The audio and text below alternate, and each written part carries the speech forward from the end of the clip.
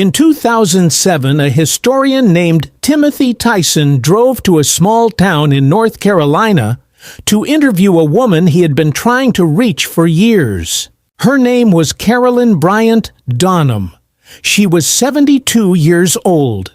She had been married twice since 1955, had children and grandchildren, had lived quietly in several states under names that changed with each marriage. She had not given a public interview in 52 years. She had not spoken about what happened in her family's grocery store in Money, Mississippi in the summer of 1955. Not once. Not to journalists, not to investigators, not to the documentary filmmakers who had tracked her through the decades. She had simply gone on living, and the world had gone on without her testimony. Tyson sat down with her, and they talked for a long time. At some point, he asked about her testimony from the trial, the testimony she had given under oath in September 1955, in which she described how a 14-year-old boy named Emmett Till had grabbed her hand, grabbed her around the waist, made explicit propositions to her, told her he had been with white women before. She looked at him. "That part's not true," she said. Tyson reached for his recorder. He had not turned it on yet. He wrote the words in his notebook instead. 4 words in ink on paper with no audio to confirm them. 10 years later, he published them in a book. The Department of Justice reopened the case. Investigators went to find her. She denied ever saying it. A grand jury in 2022 declined to indict her. She died in April 2023 at the age of 88 in a care facility in Louisiana without having been charged with anything. 4 words, no tape. And a 14-year-old boy had been dead for 68 years because of what she said the first time. That is where this story begins. Not in 1955. In 2007, in a living room in North Carolina, where an old woman said 4 words to a man with an unstarted recorder, and the words landed in a notebook, and the notebook sat in a drawer for a decade, and the boy in the casket did not come back. Before Emmett Till left Chicago in the summer of 1955, his mother sat him down and told him something. Mamie Till Bradley was a careful woman. She had raised her son alone, worked as a clerk at the Air Force Procurement Office, built a life in the south side of Chicago that was modest and steady and safe. She knew what Mississippi was. She had people there, her uncle Mose Wright, a sharecropper and part-time preacher who lived outside Money in the Delta. And she knew the distance between the world Emmett had grown up in and the world he was traveling into. She tried to explain it. If you have to get on your knees and bow when a white person goes past, she told him, do it. Whatever they say to you, agree. Whatever they want, give it to them. Don't talk back. Don't look the wrong way. Don't be what they decide to make you. He was 14 years old, and he had grown up in Chicago where the rules were different, not absent, not fair, but different. He had a wide smile and a confident way of carrying himself, and a small stutter that sometimes made him whistle through his teeth to slow the words down. He told his mother he understood. He got on the train. The Mississippi Delta in August 1955 is a particular kind of place. The heat arrives before June and does not leave until October. And in between it presses down on the flat cotton country with a weight that is almost physical. The kind of heat that slows. Everything makes the air visible, makes the distance between towns feel longer than the map suggests. Money was not much of a town even by Delta standards. A cotton gin, a post office, 3 stores, a few hundred people, most of them black sharecroppers whose families had worked those fields for generations, for wages that never quite got them out from under what they owed the landowners at the end of each season. Bryant's Grocery and Meat Market was one of the 3 stores.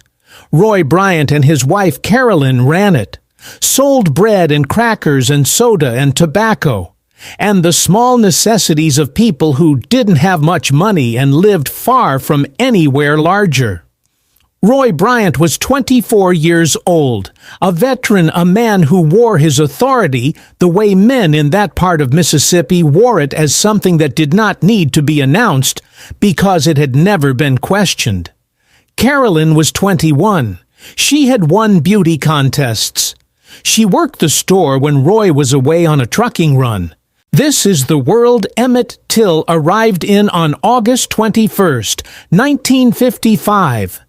He had been in it before visiting relatives, but he had been younger then, and younger in Mississippi is different. 14 is old enough to be noticed, old enough for the rules to apply in full. He had 4 days before everything changed. He spent them the way a boy spends summer days in the country, fishing, playing, riding around with his cousins, laughing. By all accounts, he was easy to be around. He told stories. He made people feel loose. On the afternoon of August 24th, he and a group of cousins and friends drove into Money to buy some things at the store. It was a Wednesday.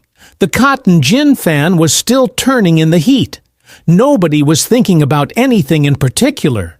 What happened inside Bryant's Grocery on the afternoon of August 24th, 1955, lasted no more than a few minutes, possibly less. Emmett went in to buy some bubble gum. Carolyn Bryant was behind the counter. The other boys waited outside or came in and out.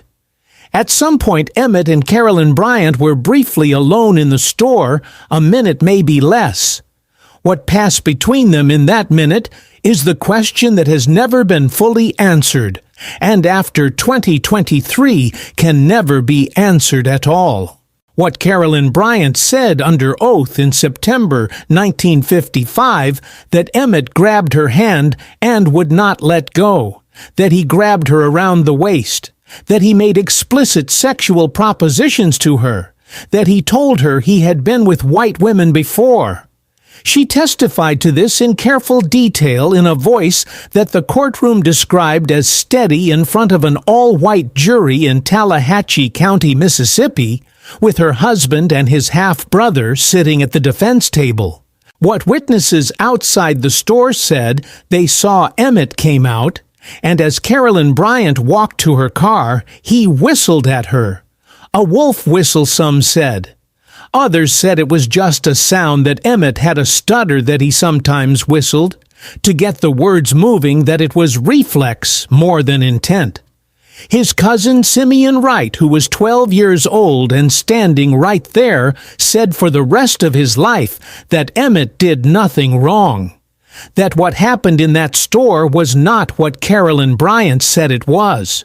What Carolyn Bryant said to Timothy Tyson in 2007, that part's not true. She also said something else according to Tyson's notes. She said nothing that boy did could ever justify what happened to him.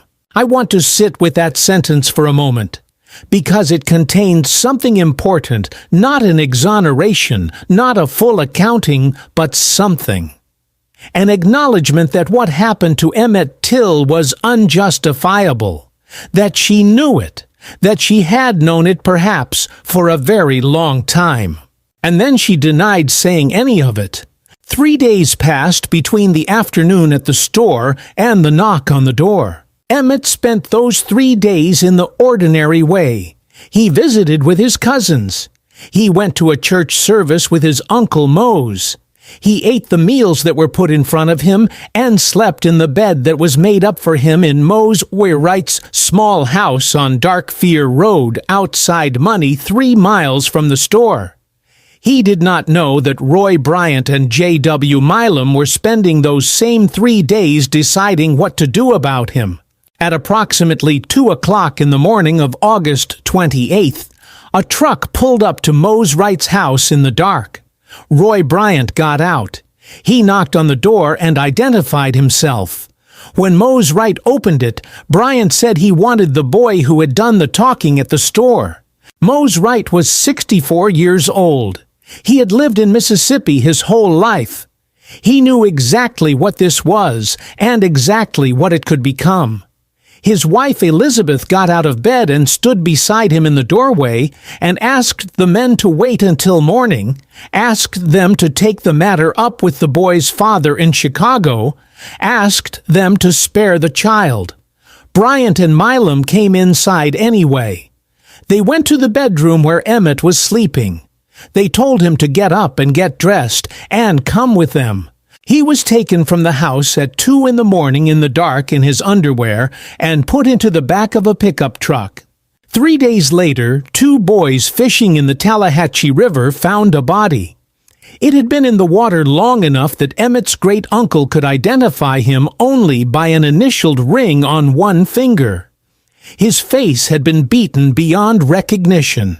He had been shot above his right ear. Around his neck, attached with barbed wire, was a 75-pound cotton gin fan that Roy Bryant and J.W. Milam had taken from a barn in Drew, Mississippi. The barn where, according to later investigations, Emmett Till was actually killed, though that location would not be confirmed for 50 years. Mamie Till Bradley, when her son's body was returned to Chicago, made a decision. She requested an open casket at the funeral. She wanted the world to see what had been done. "Let the people see what they did to my boy," she said. Tens of thousands of people filed past that casket. Photographs of Emmett Till's body were published in Jet magazine and circulated across the country. Rosa Parks would later say that it was thinking of Emmett Till that gave her the strength to stay seated on that bus in Montgomery 3 months later. Martin Luther King invoked his name. James Baldwin wrote about him. The open casket became one of the defining images of the American Civil Rights Movement. In Money, Mississippi, Roy Bryant and J.W. Milam were indicted for murder and brought to trial. The trial lasted 5 days in September 1955 in the Tallahatchie County Courthouse in Sumner. It was a warm week and the courtroom was packed. Black spectators in the gallery above, white spectators on the floor below. Journalists from across the country filling the press tables, photographers moving along the walls.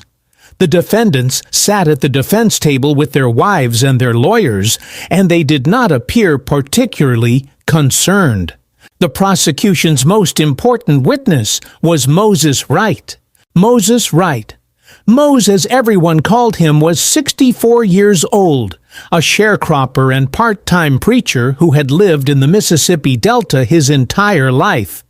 He took the stand in a courtroom full of white faces in Tallahatchie County, Mississippi in 1955, and he pointed at Roy Bryant and J.W. Milam, and he said, "That is the man who came to my house. That is the man who took the boy." It was, according to people who were in that courtroom, a moment that stopped the room. Not because it was unexpected, everyone knew who had taken Emmett. Till everyone had always known, but because a black man in Mississippi in 1955 had stood up and said it out loud before a court of law. He had pointed his finger. He had named them. His wife had already fled the state. He had already been advised by people who knew what such a thing could cost, that he might not survive to see the verdict. He said it anyway. Carolyn Bryant also testified. The judge ruled that her testimony about what Emmett had done in the store was inadmissible. In front of the jury was deciding a murder charge, and what had happened in the store was not relevant to whether Bryant and Milam had committed murder. But she testified anyway in a session from which the jury was cleared, so the record would contain her words. She described again what she said Emmett had done. She was steady on the stand. She did not waver. On September 23, 1955, The all-white, all-male jury deliberated for 67 minutes and acquitted Roy Bryant and J.W. Milam of all charges. One juror said afterward that it would have gone faster if they hadn't stopped for a soda. Several jurors said in interviews conducted years later that they knew Bryant and Milam were guilty. They did not think white men should go to prison for killing a black boy. Mose Wright left Mississippi the night of the verdict and never returned. In January 1956, Look magazine published an article written by journalist William Bradford Huey. The article was titled "The Shocking Story of a Proved Killing in Mississippi." In it, Roy Bryant and J.W. Milam described in their own words how they had abducted Emmett Till from his uncle's house, how they had driven him to a barn in Drew, how they had beaten him and shot him and weighted his body and thrown it in the river. They had sold the story for $4,000. They could afford to be candid. The double jeopardy clause of the United States Constitution meant they could never be tried again for the same crime. They were untouchable. Milam died in 1980.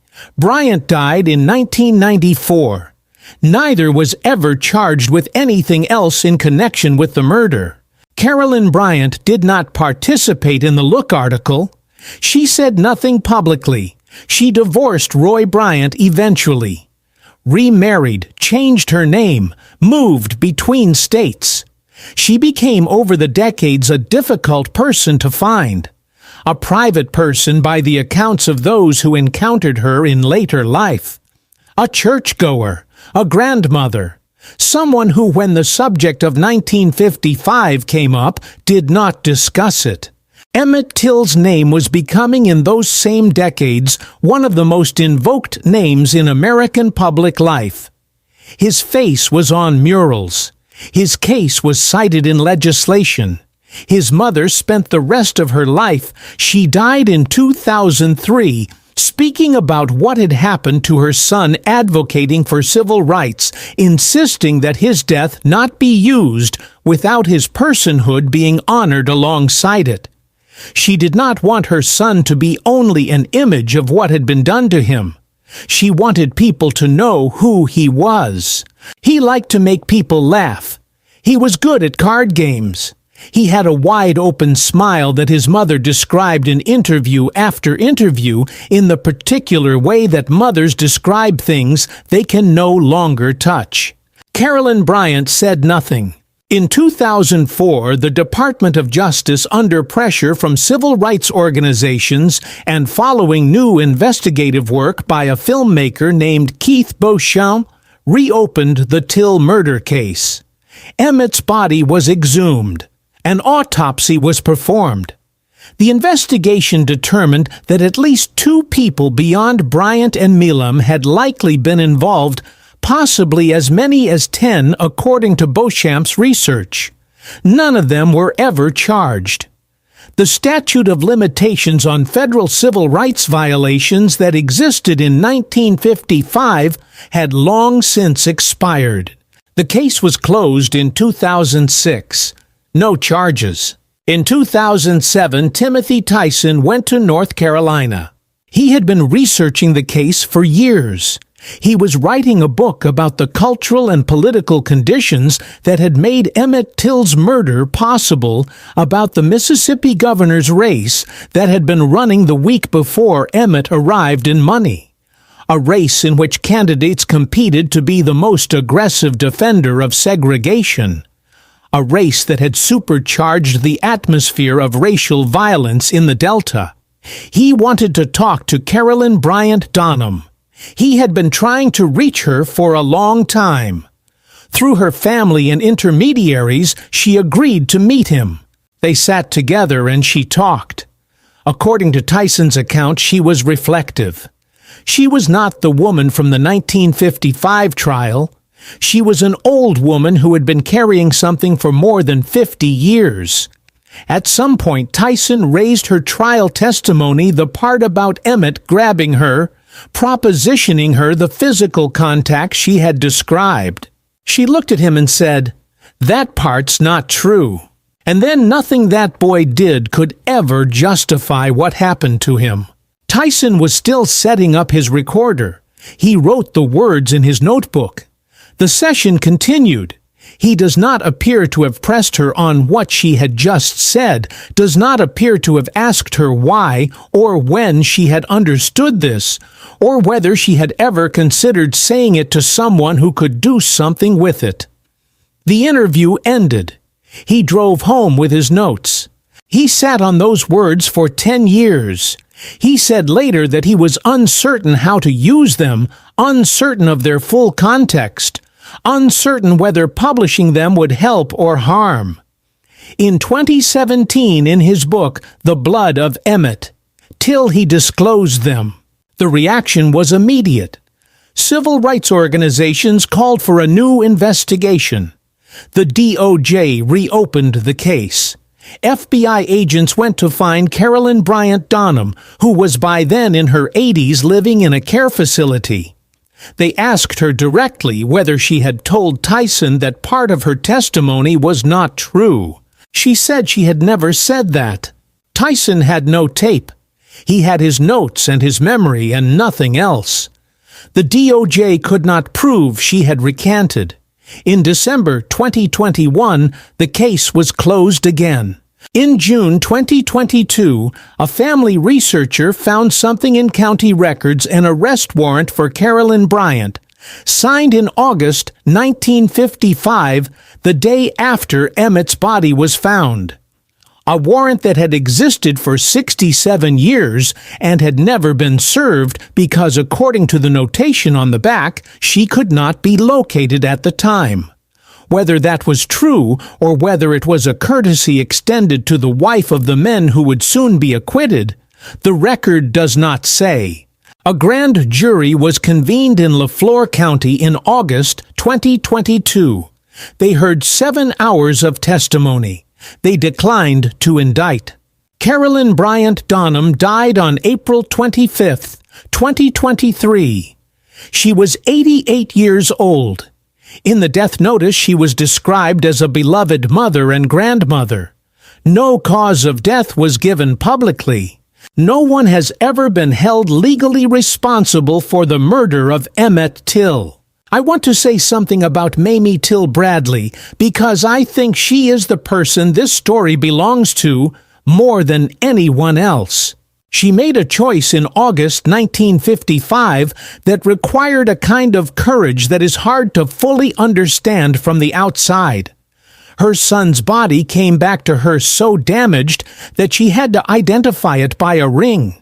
She was advised by the funeral home and by people who loved her to have a closed casket, to let it be private, to spare herself and her family the public consumption of her grief. She refused. Let the people see what they did to my boy. She understood something that the legal system in Mississippi in 1955 did not and would not acknowledge, that the only court available to her was the court of public witness. That if the official systems, the police, the courts, the laws were not going to hold anyone accountable, then the only thing she could do was make sure the world could not look away. She opened the casket and she stood beside it for 4 days while tens of thousands of people filed past. And she watched them look at her son, and she believed that their looking would matter. She was right. It mattered enormously. It changed things in ways that took years to fully measure. And it cost her something that cannot be fully measured either, the private grief that becomes when you open the casket a public instrument. She spent the rest of her life in service of what her son's death had started. She spoke and organized and testified and demanded.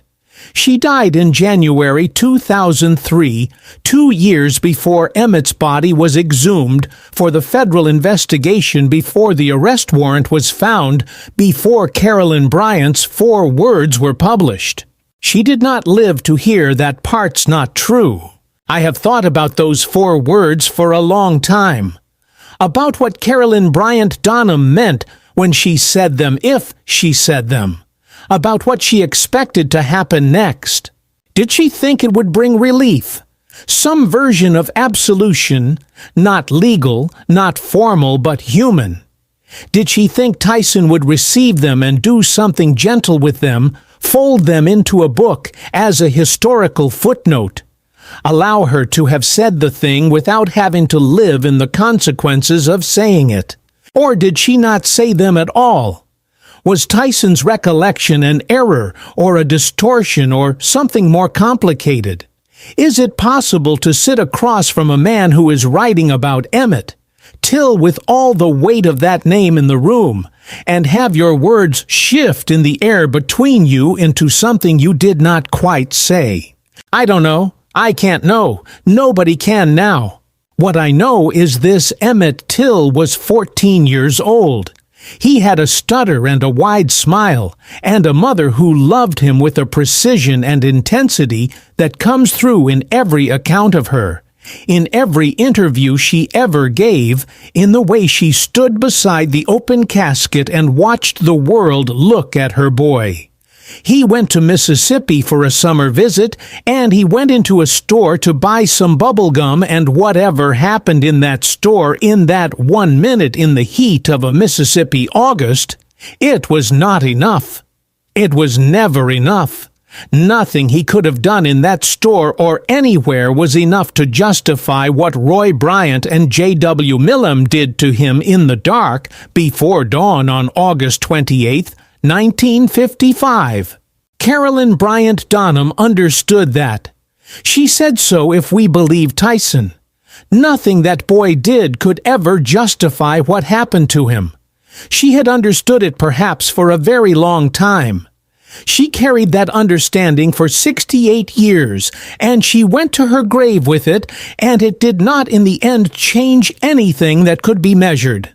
A warrant was found in a file after 67 years. The grand jury looked at it and did not act.